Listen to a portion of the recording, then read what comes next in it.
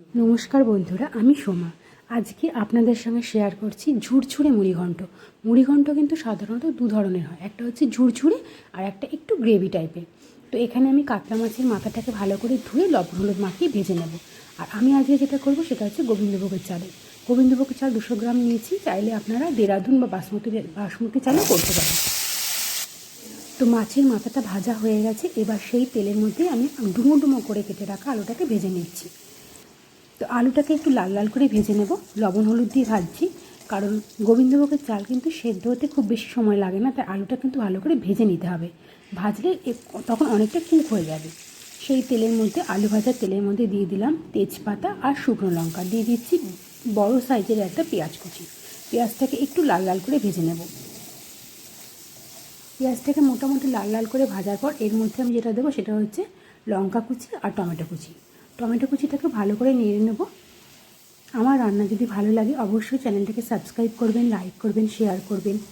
তো টমেটোটা দেওয়ার পর আমি দিয়ে দিচ্ছি লবণ। লবণ দেওয়ার পর টমেটো খুব ভালো করে কষিয়ে নিয়েছি যাতে টমেটোর কাঁচা গন্ধটা চলে যায়।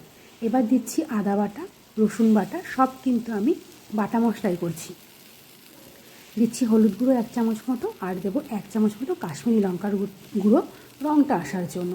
এবার এই মশলাটাকে ভালো করে কষিয়ে নেব যতক্ষণ না আদা রসুনের গন্ধটা চলে যাচ্ছে।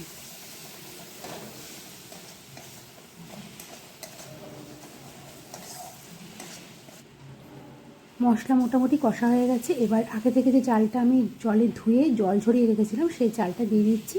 চালটা দিয়ে খুব বেশিক্ষণ নাড়াচাড়া করব না, তো মশলাটা মিশে গেলে আমি জল দিয়ে দেবো।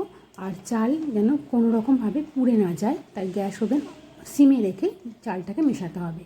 তো এখানে আজকে যেহেতু আমি ঝুরঝুরে করবো তাই বাটি মতো জল দিচ্ছি। আমি এই বাটির 1 বাটি চাল, তো 2 বাটি জল দেবো। দিয়ে দিলাম আলু, দিয়ে দেবো মাছের মাথাটাও। মাছের মাথাটা দিয়ে একটু ভেঙে দিতে হবে। এটাকে ঢাকনা দিয়ে রান্না করতে দিতে হবে, তাহলে আলুগুলোও সেদ্ধ হয়ে যাবে, চালটাও সেদ্ধ হয়ে যাবে।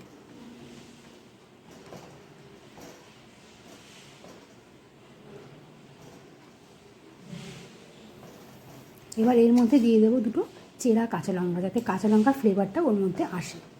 তো এইভাবে একবার মুড়িঘণ্ট রান্না করে দেখবেন, খুব ভালো লাগে ঝুরঝুরে।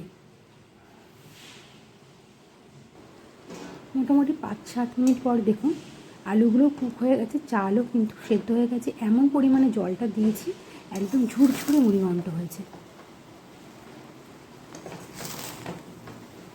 গ্যাস ওভেন কিন্তু আমি বন্ধ করে দিয়েছি। আর কিছুক্ষণ ঢেকে রাখতে হবে। এবার দিয়ে দেবো শিলপাটাতেই আমি গরম মশলাটাকে বেটে রেখেছি। এখানে দারচিনি, লবঙ্গ আর এলাচ আছে। আর দিয়ে দিচ্ছি 1 চামচ মতো ঘি। এবার এটাকে কিছুক্ষণ ঢেকে রাখবো। রেডি মুড়িঘণ্ট। একবার ট্রাই করে দেখবেন, খুব ভালো খেতে হয়।